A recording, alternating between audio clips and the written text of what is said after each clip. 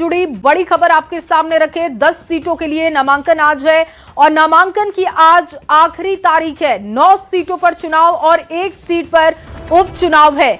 BJP और JDU से 4-4 उम्मीदवार, 1 सीट पर एलजेपी आरबी का नामांकन है। एलजेपी आरबी ने अशरफ अंसारी को प्रत्याशी बनाया है। चिराग पासवान आज नामांकन में शामिल भी होंगे। देखिए 10:30 बजे एनडीए उम्मीदवार नामांकन करेंगे, जो अभी जानकारी मिल रही है। एनडीए के कई बड़े नेता पहुंचेंगे जो नामांकन में उनके साथ दिखाई देंगे। तो एमएलसी चुनाव में एनडीए का दमखम दिखेगा। तैयारियां हो चुकी हैं। नामांकन का आज आखिरी दिन है और ऐसे में एनडीए प्रत्याशी आज अपना नामांकन पर्चा दाखिल करने वाले हैं। 9 सीटों पर मैदान में एनडीए के उम्मीदवार हैं। 9 सीटें, 9 उम्मीदवार और एनडीए इस वक्त एकजुट दिखाई दे रहा है। आरजेडी की तरफ से सुनील सिंह को नामांकन के लिए आज लेकर दफ्तर पहुंचा जाएगा, क्योंकि उन पर ही आरजेडी का भरोसा है। एमएलसी चुनाव में एनडीए का दमखम दिखेगा, क्योंकि एनडीए ने अपने उम्मीदवारों को पर्चा भरने के लिए कहा था और आज ये नामांकन का आखिरी दिन। तो आज अलग अलग समय पर उम्मीदवार जाएंगे, नामांकन पर्चा दाखिल करेंगे। 10:30 बजे देखिए एनडीए उम्मीदवार अपना पर्चा दाखिल करेंगे और एनडीए के कई बड़े नेता उस दौरान मौजूद भी होंगे। 1 सीट पर उपचुनाव हो रहे हैं, यानी 10 सीट के लिए नामांकन की आज आखिरी तारीख है। जितने भी प्रत्याशी हैं आज आखिरी दिन सभी नामांकन करेंगे और उसके मद्देनजर तैयारी भी शुरू कर दी गई है। बीजेपी के 4 प्रत्याशी हैं, जेडीयू के 4 प्रत्याशी हैं और लोक जनशक्ति पार्टी रामविलास के 1 प्रत्याशी आज नामांकन करने वाले हैं और उसके मद्देनजर जो सारी तैयारियां हैं वो पूरी कर ली गई है। अंतिम दौर में इसका जो निर्धारण है, यानी आज आखिरी तारीख है, नामांकन आज होगा। आखिरी दिन सभी प्रत्याशी नामांकन करने वाले हैं। 9 जून को नामांकन पत्रों की जांच होगी। नामांकन वापसी की जो तारीख है वो 11 जून निर्धारित की गई है। आपको बता दें कि बीजेपी की तरफ से 4 प्रत्याशी आज नामांकन करेंगे, जिसमें भोजपुरी सुपरस्टार पवन सिंह हैं, संजय मयूख हैं, अनिल कुमार ठाकुर और शीला मंडल हैं। वहीं जेडीयू की तरफ से निशांत कुमार, भारती मेहता, शिवरानी देवी प्रजापति और ललन प्रसाद हैं। जबकि लोक जनशक्ति पार्टी रामविलास की तरफ से अशरफ अंसारी पर उन्होंने भरोसा जताया है। वहीं आरजेडी की तरफ से सुनील कुमार सिंह के नाम भी शामिल हैं। नामांकन करने वाले हैं बीजेपी कैंडिडेट के तौर पर, तो जेडीयू में नीतीश कुमार के बेटे निशांत कुमार आज एमएलसी के तौर पर नामांकन करेंगे। वहीं एलजेपी आरवी की तरफ से अशरफ अंसारी आज नामांकन करेंगे और उनके नामांकन में खुद केंद्रीय मंत्री चिराग पासवान शामिल होंगे। बड़ी संख्या में उनके जो विधायक हैं, उनके मंत्री हैं, उनके पार्टी के प्रदेश अध्यक्ष हैं, सभी इस नामांकन में शामिल होंगे। यानी आज का दिन महत्वपूर्ण है तमाम पार्टियों की तरफ से, चाहे बीजेपी हो, जेडीयू हो, एलजेपी आरवी हो। उनके सभी प्रत्याशी आज नामांकन के आखिरी तारीख को अपना नामांकन पत्र दाखिल करेंगे और संभावना यही जताई जा रही है कि जो संख्या बल है सभी प्रत्याशी निर्विरोध उनका निर्वाचन भी हो, निर्विरोध वो चुने भी जाएं। कैमरामैन संत के साथ विनीता मिश्रा, न्यूज़ 18 पटना। तो आपको बता दें कि आज बिहार विधान परिषद चुनाव के लिए नामांकन की आखिरी तारीख है। विधान परिषद की 10 सीटों में से 9 सीटों पर एनडीए उम्मीदवारों की जीत लगभग तय मानी जा रही है, जबकि 1 सीट महागठबंधन के खाते में जाने की संभावना है। आज बीजेपी से 4 उम्मीदवार नामांकन दाखिल करने वाले हैं। पार्टी ने 4 सीटों के लिए भोजपुरी फिल्मों के पावर स्टार पवन सिंह, संजय मयूख, अनिल कुमार ठाकुर और शीला पंडित को मैदान में उतारा है। दूसरी तरफ बात जेडीयू की करते हैं। जेडीयू ने निशांत कुमार, भारती मेहता, शिवरानी देवी प्रजापति और ललन प्रसाद को उम्मीदवार बनाया है। सभी उम्मीदवार आज नामांकन पर्चा दाखिल करेंगे। चिराग पासवान की पार्टी यानी कि एलजेपी आरबी ने पार्टी के कार्यवाहक प्रदेश अध्यक्ष अशरफ अंसारी को मैदान में उतारा है। सामाजिक समीकरण की बात की जाए तो बीजेपी और जेडीयू को मिलाकर कुल 8 प्रत्याशियों में 2 सवर्ण हैं, 3 पिछड़ा, 3 अति पिछड़ा को मौका मिला है। बीजेपी की ओर से 1 महिला को भी प्रत्याशी बनाया गया है, जबकि जेडीयू ने 2 महिलाओं को मौका दिया। तो ये देखिए आपको जानकारी दे रहे हैं कि आज कौन कौन पर्चा दाखिल करने वाला है। जेडीयू की तरफ से 4 उम्मीदवार हैं। बीजेपी के 4 उम्मीदवारों का नाम भी आप देख रहे हैं, पवन सिंह, संजय मयूख, अनिल कुमार इसमें है, जबकि जेडीयू के 4 उम्मीदवार निशांत कुमार, भारती मेहता, शिवरानी देवी हैं। इसमें बीजेपी की तरफ से शीला पंडित जो कि एक महिला कैंडिडेट, वो भी आज अपना पर्चा दाखिल करेंगी। जेडीयू की तरफ से शिव रानी देवी, भारती मेहता, ये 2 महिला कैंडिडेट जो आज अपना पर्चा दाखिल करने वाली हैं। एलजेपी आरवी की तरफ से एक कैंडिडेट हैं, वो अपना पर्चा दाखिल करेंगे। सामाजिक समीकरणों का बहुत ज्यादा ध्यान रखा गया है। माना जा रहा है कि आरजेडी के खाते में एक सीट जा सकती है, वैसे एनडीए एकजुट दिखाई दे रहा है। तो लगभग सीटों पर माना जा रहा है कि एनडीए की ही जीत होगी। प्रक्रियाएं बस आज पूरी होने वाली हैं। नामांकन का आखिरी दिन है और एक एक करके अलग अलग समय पर अलग अलग पार्टियों की तरफ से पर्चा दाखिल किया जाएगा, जिसमें 10:30 बजे का समय बताया जा रहा है जब एनडीए के उम्मीदवार अपना पर्चा दाखिल करेंगे। तो आरजेडी ने फिर से सुनील सिंह पर अपना भरोसा दिखाया। आरजेडी उम्मीदवार बनाए गए हैं सुनील सिंह और आज 11 बजे नामांकन वो दाखिल करने वाले हैं। इस वक्त की बड़ी खबर आपको दे रहे हैं। इससे पहले हमने आपको जानकारी दी कि एनडीए के उम्मीदवार जो कि 10:30 बजे के आसपास नामांकन पर्चा दाखिल कर देंगे। दूसरी तरफ आरजेडी के उम्मीदवार भी 11 बजे अपना नामांकन दाखिल करेंगे। सुनील सिंह पर पार्टी ने भरोसा दिखाया है। आज नामांकन पर्चा वो 11 बजे दाखिल करने वाले हैं। नामांकन की आज आखिरी तारीख है। फिर उम्मीदवार बनाए गए हैं सुनील सिंह, उन्हीं पर पार्टी का भरोसा एक बार फिर से दिखा है। अमित ज्यादा जानकारी के साथ जुड़े हुए हैं। अमित, आज एमएलसी चुनाव के लिए नामांकन का आखिरी दिन है। अलग अलग पार्टियों की तरफ से अपने पर्चे दाखिल किए जाएंगे। क्या समय होगा, कैसी तैयारी है, क्या समीकरण साधने की कोशिश होगी, विस्तार से बताइएगा। देखिए, ये 2 वर्षीय जो है विधान परिषद का चुनाव है और इसमें कुल 10 सीटों पर जो है चुनाव होने हैं, जिसमें एक उप सीट जो है उपचुनाव का है। 9 सीट पर 2 वर्षीय चुनाव है। तो इसमें बीजेपी जेडीयू के तरफ से जो है 8 कैंडिडेट के नाम की घोषणा कर दी गई है। एक कैंडिडेट जो है एलजेपी की तरफ से घोषणा कर दी गई है। बाकी जो एक सीट बची हुई है उस पर संभवतः जो है उपेंद्र कुशवाहा की पार्टी की तरफ से उनके बेटे जो है वो अपनी किस्मत आजमाएंगे। इधर आरजेडी जो है वो पेच फंसाई है इसमें और आरजेडी की तरफ से उम्मीदवार जो है वो सुनील सिंह बनाए गए हैं। ये तीसरा मौका है जब आरजेडी ने सुनील सिंह पर भरोसा जताया है और सुनील सिंह जो है वो 11 बजे के करीब में, जो हमारी जानकारी मिली है हमें, उसके अनुसार 11 बजे के करीब में वो विधान परिषद पहुंचेंगे और वहां आकर के वो अपने नामांकन पत्र जो है वो दाखिल करेंगे। देखना ये है कि जो 10वां सीट है उस पर सुनील सिंह की विजय होती है या फिर उपेंद्र कुशवाहा के जो बेटे हैं संभवतः अगर वो अपना पर नामांकन दर्ज कराते हैं तो उनकी जीत सुनिश्चित होती है। वैसे एनडीए ने ताल ठोका है कि इस बार 10 सीट जो है उनकी ही झोली में जाएगी। जिस तरह से राज्यसभा का जो हाल हुआ था, हश्र हुआ था, आरजेडी अपना कैंडिडेट को जिताने में सफल नहीं हो पाई थी, वही तस्वीर एक बार फिर से दोहराती हुई नजर आएगी। हालांकि ये राजनीतिक दावे हैं, जब चुनाव होंगे, वोटिंग होगी, उसके बाद ही ये साफ हो पाएगा कि कौन जीतता है कौन हारता है। लेकिन सुनील सिंह को आगे करके एक बार फिर से आरजेडी ने एक बड़ा दांव खेला है। जी, बहुत शुक्रिया अमित तमाम जानकारी के लिए। तो देखिए, एमएलसी चुनाव को लेकर लगातार आपके सामने जानकारी रख रहे हैं। जैसा कि अमित भी बता रहे थे कि आज 11 बजे सुनील सिंह आज पर्चा दाखिल कर देंगे और एक बार फिर से आरजेडी की तरफ से उन्हीं पर भरोसा दिखाया गया है। और राज्यसभा चुनाव से जुड़ी बड़ी खबर अब आपके सामने रखने जा रहे हैं। झारखंड में गठबंधन के प्रत्याशी आज अपना नामांकन करने वाले हैं। जेएमएम के बैजनाथ राम और कांग्रेस के प्रणव झा नामांकन करेंगे। सीएम हेमंत सोरेन ने गठबंधन दल के बैठक के बाद एकजुट होकर चुनाव लड़ने की बात कही है। आरजेडी और माले भी गठबंधन प्रत्याशी के समर्थन में दिख रहे हैं। आरजेडी के पास 4 विधायक और माले के 2 विधायक हैं। गठबंधन के दोनों उम्मीदवारों को जादुई आंकड़ा तक पहुंचने में ये मदद भी करेंगे। देखिए, एक उम्मीदवार को चाहिए 28 विधायकों का वोट। जेएमएम उम्मीदवार बैजनाथ राम की जीत लगभग तय मानी जा रही है। गठबंधन एकजुट रहता है तो कांग्रेस के उम्मीदवार की भी जीत हो सकती है। और कल ही मुलाकात हुई थी भूपेश बघेल से हेमंत सोरेन की, जिसके बाद एकजुटता का प्रदर्शन किया गया।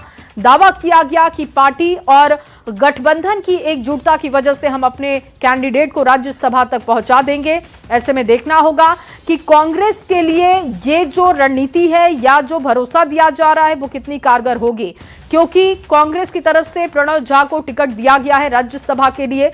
और कल सीएम हेमंत सोरेन ने बात करते हुए भूपेश बघेल को यह भरोसा दिया था कि गठबंधन एकजुट है और अगर गठबंधन की एकजुटता बनी रही तो कांग्रेस के उम्मीदवार की भी जीत हो सकती है। और रांची से बड़ी खबर आपके सामने रख रहे हैं। राज्यसभा चुनाव के नामांकन का आज आखिरी दिन है और बीजेपी ने अब तक प्रत्याशी नहीं घोषित किए। गौरव वल्लभ ने पर्चा खरीदा, ऐसी जानकारी मिली थी और अब तक उनके नामों पर सहमति नहीं बनी है। सूत्रों के मुताबिक परिमल नाथवानी को बीजेपी कर सकती है समर्थन। ये खबर अब आने लगी है कि बीजेपी की तरफ से जब अब तक प्रत्याशी का ऐलान नहीं किया गया और आज ही आखिरी दिन है, तो हो सकता है कि परिमल नाथवानी को बीजेपी अपना समर्थन दे सकती है। वैसे गौरव वल्लभ ने पर्चा खरीदा है, इस बात की जानकारी हमने आपको 2 दिन पहले दी थी, लेकिन आधिकारिक तौर पर बीजेपी ने अपने कैंडिडेट का ऐलान नहीं किया है। आज ही साफ होगा क्योंकि आज नामांकन का आखिरी दिन है, तो ऐसे में देखना होगा कि बीजेपी की तरफ से उनका कैंडिडेट कौन होगा। और जेएमएम की बात करें, कांग्रेस की बात करें, तो उनकी तरफ से उनके कैंडिडेट के नाम सामने रखे जा चुके हैं। जीत का दावा भी किया जा रहा है। नामांकन के आखिरी दिन बीजेपी अपने प्रत्याशी के नाम का ऐलान करेगी। और सूत्रों के हवाले से एक और बड़ी खबर आपके सामने रख रहे हैं। नामांकन का आज आखिरी दिन है। नामांकन का आखिरी दिन, परिमल के नाम पर बीजेपी में सहमति दिखाई दे रही है। देखिए अब खबर आने लगी है, परिमल नाथवानी को समर्थन संभव है बीजेपी का। सूत्र ये बता रहे हैं कि जो समीकरण अब तक दिख रहा है, बीजेपी के 10 विधायक उनके लिए प्रस्तावक भी बन चुके हैं। दोपहर में वो अपना नामांकन पर्चा दाखिल करने के लिए पहुंचेंगे। बीजेपी के 10 विधायक परिमल नाथवानी के प्रस्तावक बने हैं। परिमल नाथवानी दोपहर में नामांकन पर्चा दाखिल कर सकते हैं। बतौर निर्दलीय उम्मीदवार परिमल नाथवानी की ओर से पर्चा खरीदा गया है और जब आप पर्चा खरीद लेते हैं तो आपके पास 10 प्रस्तावक भी होने चाहिए, तभी आप अपना पर्चा दाखिल कर पाते हैं। गौरव वल्लभ ने अपना पर्चा तो खरीदा था, लेकिन अब तक उनके नाम का ऐलान नहीं हुआ है और ऐसे में अब जानकारी मिल रही है कि नाथवानी जो कि बीजेपी की सहमति पर आज अपना पर्चा दोपहर में भर सकते हैं, क्योंकि उनके पास 10 विधायक जो उनके प्रस्तावक हैं उनके साथ वो पहुंचेंगे, नामांकन पर्चा दाखिल करेंगे। और आज सम्राट चौधरी की कैबिनेट की बैठक भी होने वाली है। रविवार को कैबिनेट बैठक से ठीक पहले लोक सेवक आवास में सीएम सम्राट चौधरी ने बड़ी बैठक की, जिसमें deputy CM Vijay Kumar Chaudhary, deputy CM Vijendra Prasad Yadav, मंत्री श्रवण कुमार, मंत्री मदन सहनी, मंत्री दिलीप जायसवाल, संजय पासवान समेत कई विभागों के मंत्री पहुंचे थे। बैठक से भाग लेकर निकले मंत्रियों ने कहा कि बैठक में सभी ने अपने अपने विभाग का प्रेजेंटेशन दिया। महत्वपूर्ण एजेंडे पर हमने सीएम से बात की और उनको जानकारी भी दी है। मंत्रियों ने सीएम की इस पहल की सराहना की है। कहा कि नई सरकार में मंत्रियों को कैबिनेट एजेंडे पर प्रेजेंटेशन देने की व्यवस्था शुरू कर दी गई है। एजेंडे पर विस्तार से हमने अपनी बात भी रखी है और इस बैठक में सभी विभागों के अधिकारी भी पहुंचे थे। माना जा रहा है कि आज होने वाली कैबिनेट में कुछ बड़े एजेंडे पर मुहर लग सकती है। और अब बात खान सर की कर लेते हैं। खान सर यानी कि फैसल खान की किसी भी वक्त गिरफ्तारी हो सकती है और ऐसे में आज उनके वकील कोर्ट में अग्रिम जमानत याचिका दाखिल कर सकते हैं, जो खबर अब तक मिल रही है। हालांकि सिविल कोर्ट की सुरक्षा से सुबह से ही आज वहां पर सख्ती सुरक्षा में दिखाई दे रही है। एक्स्ट्रा फोर्सेस की तैनाती कर दी गई है और ये तस्वीरें भी आपको दिखा रही है। देखिए सिविल कोर्ट की तस्वीरें, जहां पर फैसल खान सरेंडर कर सकते हैं, ऐसी खबर है। और अब तक जब उन्होंने सरेंडर नहीं किया है, पटना पुलिस लगातार इंतजार कर रही थी, तो पटना पुलिस एक बार फिर से गिरफ्तारी के लिए तैयारी कर चुकी है। संवाददाता विनीता मिश्रा की रिपोर्ट आपको दिखाते हैं।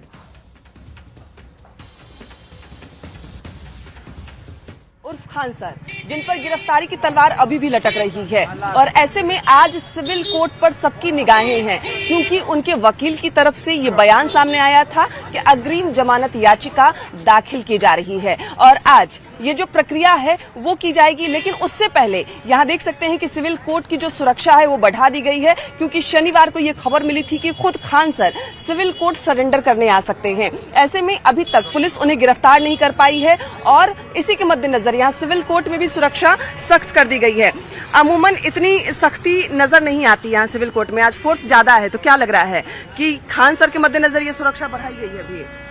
हम लोग को पर डे सुरक्षा रहता है मैडम। हाँ, लेकिन आज और ज्यादा आज है भी जैसे हम लोग को कुछ मिलता है, आप ही लोग के कुछ माध्यम से कुछ मिलता है तो हम लोग बढ़ा देते हैं। मतलब वो अग्रिम जमानत याचिका आज दाखिल होनी है कोर्ट के अंदर। इस बारे में मैं नहीं कुछ कर सकता। अच्छा, मतलब सुरक्षा सख्त रहेगी। हाँ, सुरक्षा सख्त रहेगी, पर डे रहती है और आगे भी रहेगी। जी जी बिल्कुल। तो देखिए अभी जो सुरक्षा है वो सख्त नजर आ रही है और एक्स्ट्रा जो फोर्स है उसकी तैनाती की गई है। हालांकि जो खबर है वो ये है कि उनके वकील आज अग्रिम जमानत याचिका दाखिल कर सकते हैं। उन्होंने शनिवार को भी ये बयान दिया था कि जो प्रक्रिया है वो चल रही है और आज भी उनका बयान सामने आया है कि प्रक्रिया की जा रही है और अग्रिम जमानत याचिका कोर्ट में दाखिल की जाएगी। हालांकि अभी तक उन्होंने न सरेंडर किया है, पुलिस इंतजार भी कर रही है कि वो सरेंडर कर दें। पुलिस अभी तक गिरफ्तारी उनकी नहीं कर पाई है। दूसरी तरफ सिविल कोर्ट पर भी आज सबकी निगाहें हैं क्योंकि जो प्रक्रिया है अग्रिम जमानत याचिका की वो की जा रही है। उनके वकील की तरफ से जो अरविंद कुमार मऊआर है उन्होंने साफ तौर पर कहा है कि प्रक्रिया की जा रही है और उन्हें अगर कोर्ट से जमानत मिल जाती है तो थोड़ी आसानी होगी। लेकिन देखना होगा कि आखिर जो अग्रिम जमानत याचिका दाखिल होती है, सुनवाई होती है तो क्या कुछ जो आदेश है कोर्ट की तरफ से वो आते हैं। लेकिन उससे पहले सिविल कोर्ट की अगर बात करें तो यहाँ पर सुरक्षा सख्त की गई है क्योंकि अगर फैजल खान उर्फ खान सर अगर सिविल कोर्ट आते हैं तो पुलिस उन्हें गिरफ्तार करना चाहेगी। दूसरी तरफ उनके वकील की तरफ से अग्रिम जमानत याचिका पर जो काम है वो किए जा रहे हैं। कैमरामैन संत के साथ विनीता मिश्रा, न्यूज़ 18 पटना। और चलिए आगे बढ़ते हुए आपके सामने एक बड़ी खबर रखेंगे। औरंगाबाद से ये बड़ी खबर, बस ट्रेलर की टक्कर की जानकारी मिल रही है। हादसे में 3 यात्रियों की मौत हो गई है, 20 यात्री जख्मी हैं, कई की हालत गंभीर बताई जा रही है। सदर अस्पताल में घायलों का इलाज जारी है। प्राथमिक इलाज के बाद 8 घायलों को हायर सेंटर रेफर किया गया। बोध गया से काशी जा रही थी यात्री बस, ओवरटेक के दौरान हादसा हो गया। मुफस्सिल थाना क्षेत्र के भेड़िया के पास यह हादसा हुआ है। संजय कुमार सिन्हा ज्यादा जानकारी के साथ जुड़ चुके हैं। संजय, किस लापरवाही की वजह से यह हादसा हुआ, कितने लोग घायल हैं, कितने लोगों की मौत हो गई है, विस्तार से बताइएगा। देखिए, मौके पर जो नजारा देखने को मिला, जो स्थिति देखने को मिली, उसके मुताबिक ओवरटेक के दौरान यह हादसा हुआ है और यह बस की स्थिति को देखने के बाद भी लगती है कि ओवरटेक ड्राइवर ने, बस के चालक ने ओवरटेक किया है ट्रक ट्रेलर से और उसी में यह हादसा हो गया है। जी, और संजय, मौत का आंकड़ा भी क्या है, कितने लोग घायल हैं, उनकी स्थिति कैसी बताई जा रही है और पुलिस की तरफ से इस मामले पर अब तक क्या कार्रवाई की गई है? जानकारी मिलते ही मुफस्सिल थाने की पुलिस जो है वो मौके पर पहुंची है और यात्रियों के बचाव कार्य में जुट गई थी और स्थानीय ग्रामीण भी वहां पर भेड़िया और ओरा गांव है, वहां के ग्रामीण भी पहुंच गए थे और यात्रियों को बस से किसी तरह काफी मशक्कत करके बाहर निकाला और निकालने के बाद उन लोगों को सदर अस्पताल पहुंचाया जहाँ उनका इलाज हुआ। लेकिन 8 की हालत गंभीर देखते हुए उन्हें बेहतर इलाज के लिए हायर सेंटर रेफर कर दिया गया। बहुत शुक्रिया आपका तमाम जानकारी के लिए। और ये बड़ी खबर औरंगाबाद से, जहां पर बारूण दाऊदनगर सड़क पर कार और ऑटो की टक्कर हो गई है और हादसे में 2 लोगों की मौत की जानकारी मिल रही है। 8 लोग गंभीर रूप से घायल हैं और सभी घायलों को इलाज के लिए अस्पताल पहुंचा दिया गया, जहां पर उनका इलाज जारी है। 2 को गंभीर हालत में हायर सेंटर रेफर किया गया। पुलिस ने शव को कब्जे में लेकर पोस्टमार्टम के लिए भेजा। मामले की तफ्तीश आगे बढ़ाई जा रही है। 8 लोग गंभीर रूप से घायल, घायलों का अस्पताल में इलाज जारी है। कई लोगों की स्थिति गंभीर बताई जा रही है, 2 घायलों की हालत गंभीर बताई जा रही है। और अगली बड़ी खबर छपरा से आपके सामने रख रहे हैं, जहां पर ट्रैक्टर ने 7 लोगों को कुचल दिया। सभी लोग सड़क किनारे सो रहे थे और हादसे में घायल सभी लोगों को गंभीर हालत में छपरा रेफर किया गया। मशरक नगर पंचायत क्षेत्र के तख्त दलित टोला की ये घटना है, जहां पर मौके पर पुलिस की टीम भी पहुंची। ट्रैक्टर को कब्जे में लिया गया। हालांकि ड्राइवर अंधेरे का फायदा उठाकर वहां से भाग निकला। ग्रामीणों ने बताया कि उनके टोले का ट्रांसफार्मर खराब हो गया है, जल चुका है, जिसकी वजह से बिजली नहीं आ रही है। भीषण गर्मी की वजह से वो सड़क किनारे सोए हुए थे, जहां पर वो हादसे का शिकार हो गए। मशरक नगर पंचायत के 4 नंबर वार्ड में रात्रि के लगभग 11:30 बजे के करीब में 5-7 लोगों को कुचल दिया गया है और ट्रैक्टर ड्राइवर भागने में सफल हो गया है, लेकिन उसका ट्रैक्टर पकड़ा गया है। और वहीं सीतामढ़ी में अतिक्रमण के खिलाफ चल रहे प्रशासनिक अभियान ने एक बड़ा संदेश दिया है। रिंग बांध रोड को जाम से मुक्त कराने के लिए चलाए जा रहे अभियान के दौरान प्रशासन की टीम बिहार सरकार की समाज कल्याण मंत्री श्वेता गुप्ता के घर तक पहुंच गई। इस कार्रवाई के बाद राजनीतिक और सामाजिक हलकों में चर्चाओं का दौर शुरू हो चुका है। दिखाते हैं आपको ये खास रिपोर्ट।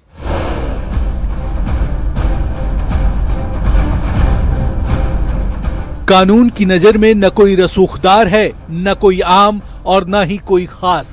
सम्राट सरकार में ये धरातल पर सच होता दिखाई दिया। सीतामढ़ी में जाम की समस्या से मुक्ति दिलाने के लिए जब प्रशासन का बुलडोजर सड़क पर उतरा तो उसने ये नहीं देखा कि सामने किसका आशियाना है। देखते ही देखते बुलडोजर बिहार सरकार के समाज कल्याण मंत्री और शिवहर से जेडीयू विधायक श्वेता गुप्ता के आवास परिसर में दाखिल हो गया। मामला सीतामढ़ी के रिंग बांध रोड का है, जहां पक्के निर्माण की वजह से आए दिन शहरवासियों को भीषण जाम से जूझना पड़ता है। प्रशासन ने बिना किसी राजनीतिक दबाव के बेहद निष्पक्षता से कार्रवाई करते हुए मंत्री के आवास परिसर के अवैध हिस्से को जमींदोज कर दिया। ये कार्रवाई और फिलहाल इस बुलेटिन में